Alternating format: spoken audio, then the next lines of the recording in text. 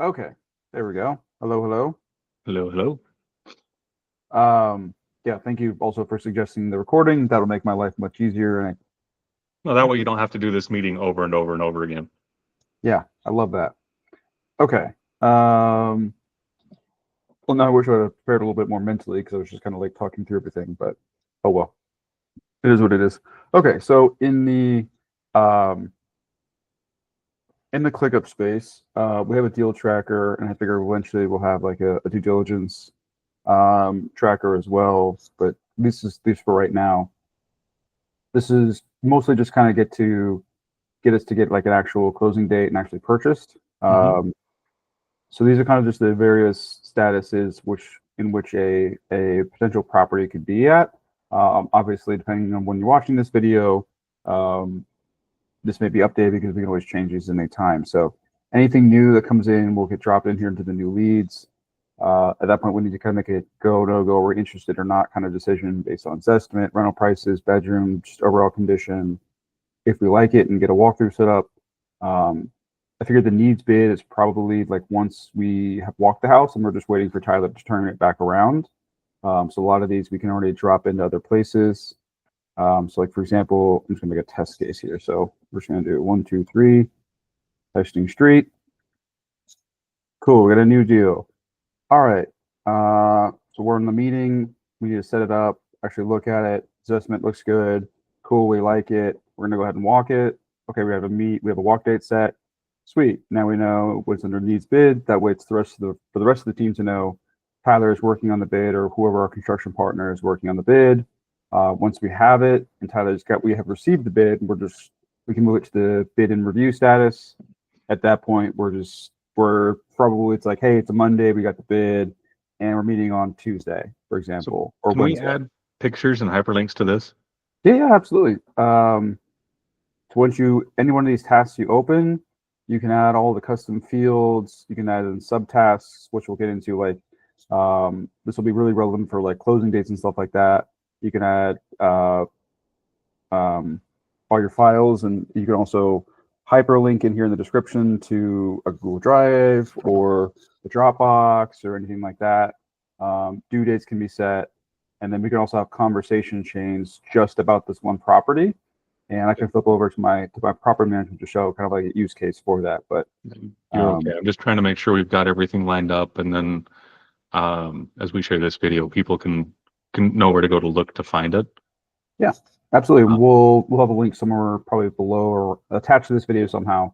We will share a link to this to uh, the the ClickUp. space. Yeah, and yeah, and the rest of the statuses are pretty self-explanatory. And then I always like to do like a passed on if we do pass on it, Hmm. just making a comment about why. This way we have like a data.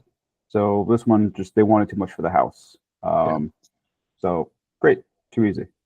That's kind of just an overview of the statuses. I like to my preferred way to look at all this is kind of like a deal list like this because I mean you can Mhm. get a quick snapshot of everything, so we can see what the purchase price is, what our bid is, what we think of the ARV, bed, bathroom count, square footage, type of property, what's our exit path, who did we basically source this deal from, like who are we partnering with on Mhm. this? Like so, core partners is just the five of us, and then are we partnering with Ed? Are we doing a partner with another fund?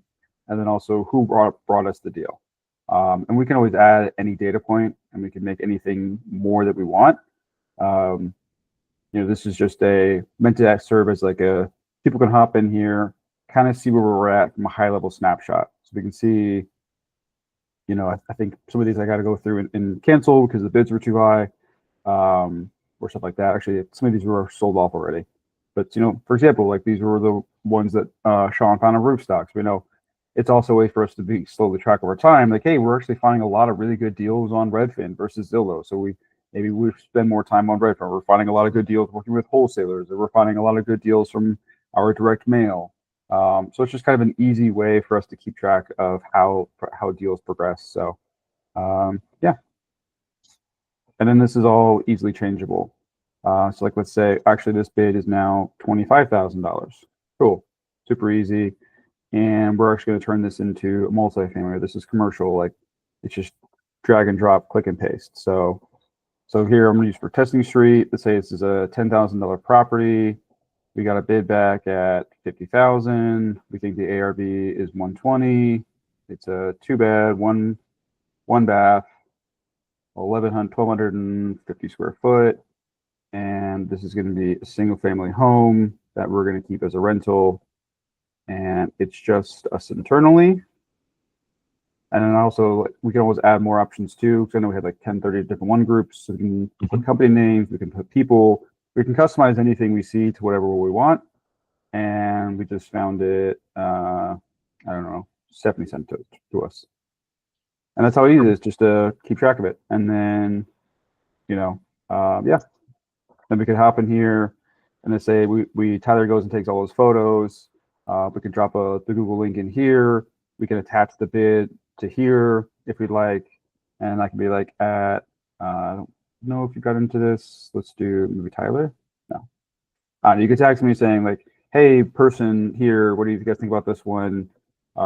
This one's go, this one's no go. We like this, don't like this. So, and then, yeah, so this can be really helpful for once we have teams in multiple cities who are doing lots of different things. It just can always give us a bird's eye overview of everything.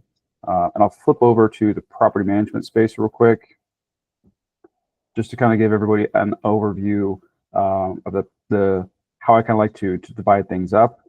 So this was used for a property management company. And so we had our turns in one place. We had our leasing department because they had their own process, voucher, maintenance, collection, just the different spaces. And one of the nice things we can do is you can automate things to move from one space to another. So this process began because when somebody would send us an email saying, hey, we're going to move out, it's like, great. Well, our move out process, it would basically, we had a very consistent move out process. So I had it set up to where that email would be forwarded to a separate email address and then automatically get added into the space. So we could see, okay, this is the property, 1 Mo Street, and this is all like 2 years ago, so don't mind the dates. What's that? You're good. Okay, perfect. So as we see, this will be the tenant's name is moving on this date. Please make sure to add a couple of start dates to this thing. And then, let me see here. Oh, and then here are the checklists. So here are the checklist items of once we receive the move out notice, here are all the tasks that need to be done before it can move from the move out process. So this was, and as here we can see, Corey was the gentleman we were going to be our kind of a general manager. And he was able to talk to the team member, like, hey, how are certain subtasks going, kind of following up within this one task versus just crowding everybody's email and text chains, and it can get really, really convoluted. So, and then I have an automation set that once all of these checklist items are done, which the move out has been completed, it then automatically gets kicked over to the turns department. This way, Hannah, when she's working in the move out space, once she's done, she doesn't have to worry about it anymore. So then we get kicked over here to the turns department because, like, hey, this property is now vacant and it's now ready for its process to be ran. Which usually come over here as the needs bid, and then all the data. Once we get the bid, all this fun stuff, bid and recruit, like we're doing for the other property. But one of the other nice things we also did too is that you can also have emails be sent out or texts as long as certain things are met. So one of the problems, and again, we can customize this for any situation we want, but one of the problems we were really experiencing a lot, at least for our private owners, this was not the fund we were managing for, but just like you and I have a couple properties and we hired this company. Yeah. So one of the, it blows my mind to this day, but it's a really fun story, is that, so the owner had sent off a bid to the owner of the house, and said, hey, this is it's like a $10,000 bid. So it was well above what he felt comfortable just making the decision on himself. So he was waiting for the owner to respond, and after like 3 months of just like sending him a message once a week, he just stopped. He stopped trying to follow up because the owner wasn't responding. And so the owner finally reaches out like a year after this property's been vacant, saying, hey, how's my rental doing? It's like, we followed up for 3 months and did nothing. So obviously it became this whole point of contention. So I designed a system, an automation that as long as a property is sitting here in the sent for approval, this person, so let me see here.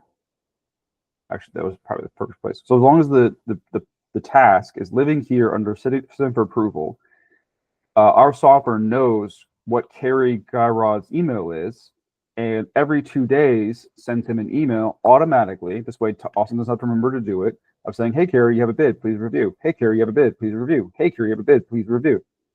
And then once it obviously moves to the status, then the email is no longer sent. So we can, if there is something we need to remind a third party on a consistent basis, we can build in outside automation that can look at statuses or of whatever and say, hey, this, as long as it's in this space, that means that we need to remind this person constantly.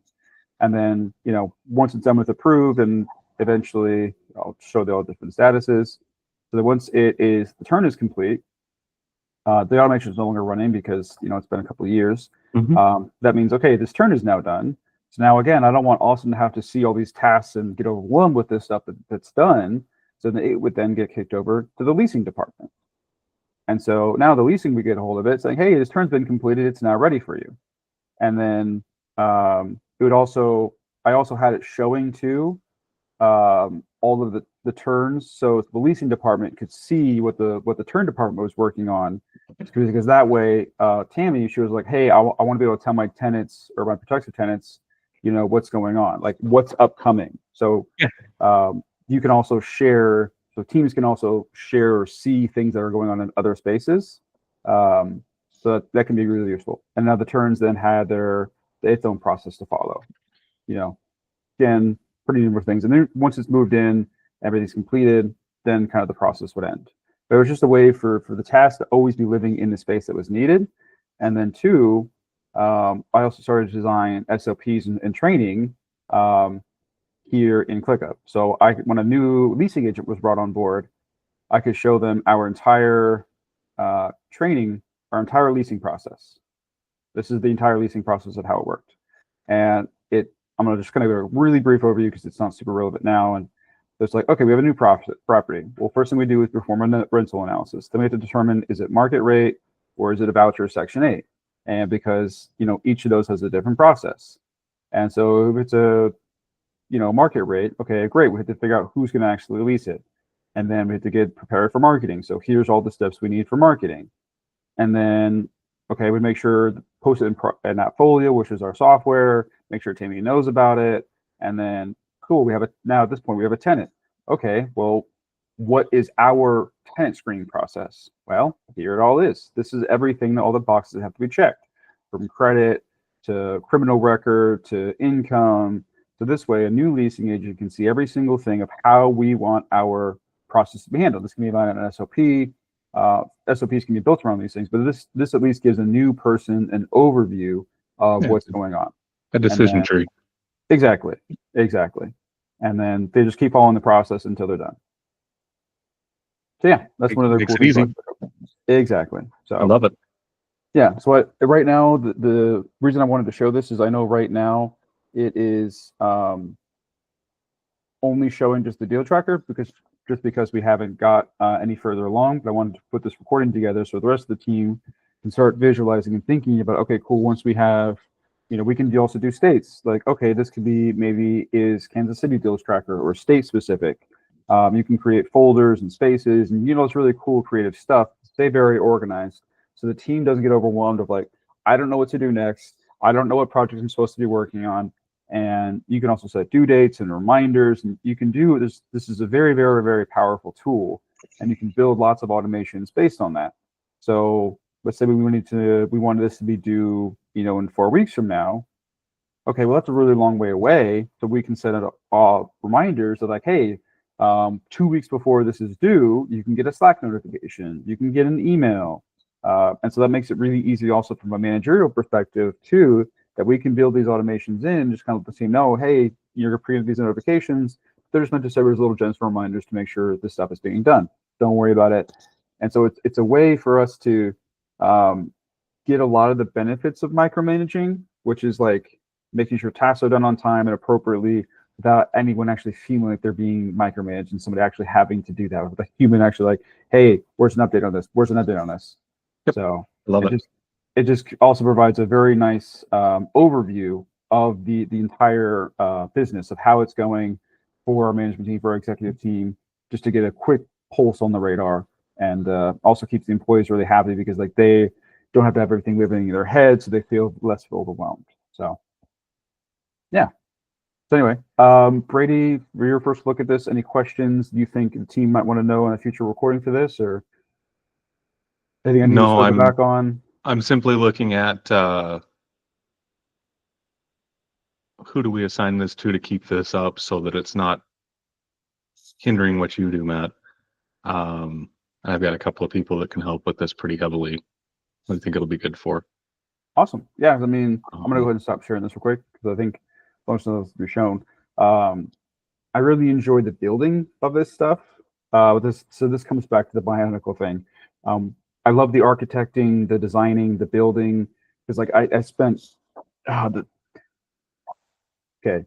For those who are watching this, if you don't know me, I get like really like bring back certain memories that like really gets me really excited or really triggered. So the sent for approval thing that took me 6 freaking hours on a Sunday to crack that. And when I finally did, I was like, Austin, I figured it out. I was so happy because it wasn't sending the email properly. The address was being weird.